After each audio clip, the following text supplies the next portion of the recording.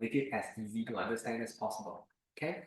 Try to think of this as how responsive producers are to a change in price. And let's think of it as how quickly they can expand output.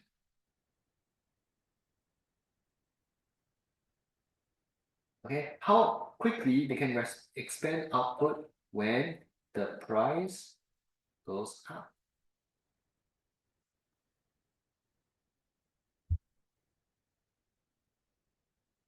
Okay,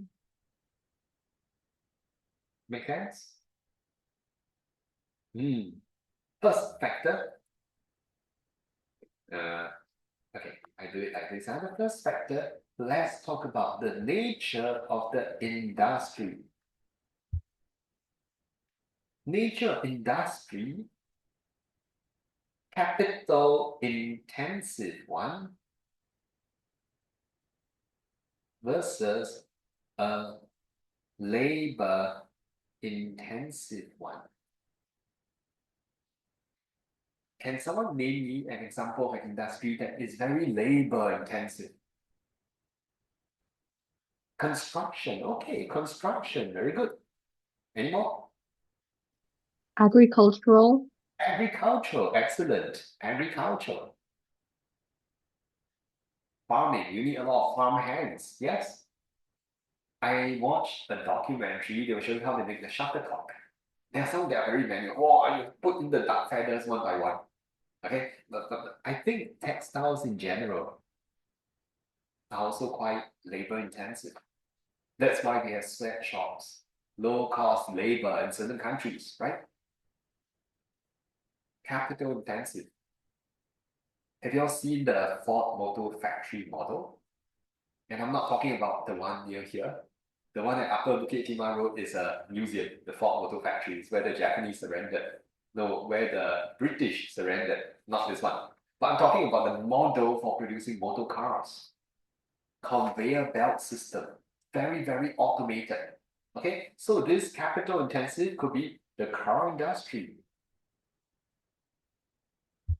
In which case do you think producers are able to pump out output very quickly if the price goes up? The capital intensive. More intensive one. Very good, Shreya. So in this case, it is expected that PES is more than one. Look at the number of EVs that are flooding the markets now. You think you really have a worker carefully fixing the door, then carefully fixing each wheel? No, everything is factory automated. Why is it so fast? Machines don't need to rest as much as humans do. You can run it throughout the night, provided you have enough water to cool it down. Okay? So PS is more than one. PS is less than one here. Okay? A very simple example is, let's say I'm writing all these notes and I want to produce another set for, let's say, Zhongming for you. If I did not have the software, copy and paste, I have to copy another set manually. It takes very long. But if I have even a machine like a Xerox, I can just photocopy 20 sets within 1 minute. Okay, so capital intensive industries are indeed more price elastic. They are very responsive.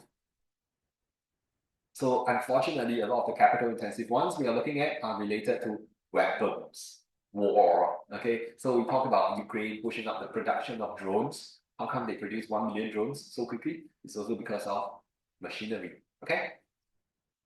All right. This is the first factor. Looks like you all have no problems, huh? Okay, very good.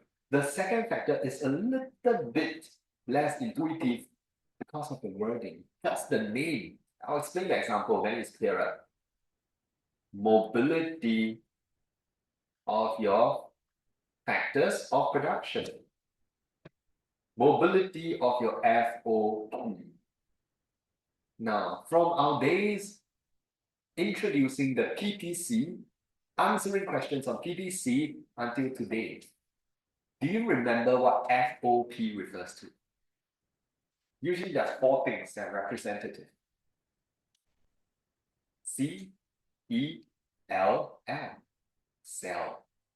Remember, capital, enterprise, land, labor.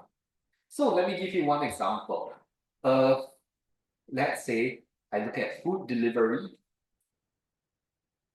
versus medical services. Okay, food delivery versus medical services. If, let's say, I have higher price for delivery riders, I offer higher salary. Do you think I can get a lot of delivery riders in the course of 1 week? Versus, I offer higher fees for doctors. Do you think within the course of 1 week, suddenly I see a lot more doctors? No. So the issue here is, or the difference is, in the case of food delivery, the skill requirement, and no offense, but this is the what is presented. Skill requirement is relatively low. Therefore, it's very easy to mobilize, to activate your FOP like labor. I'll just say, I need a lot more people to come and deliver food. So like say, I'm not trying to degrade the profession. I can't even ride a bike.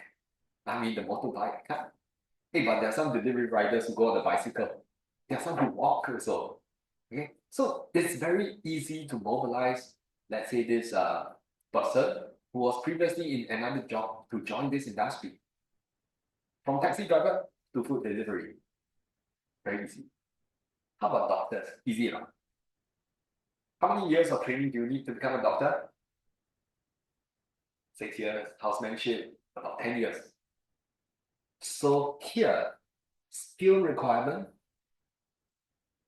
or sometimes we say the barrier to entry is very high. Therefore, factor mobility is very low, not just for doctors, for nurses as well. A lot of developed countries are facing a shortage of nurses. So they are trying to get foreigners to come to their country. Okay. So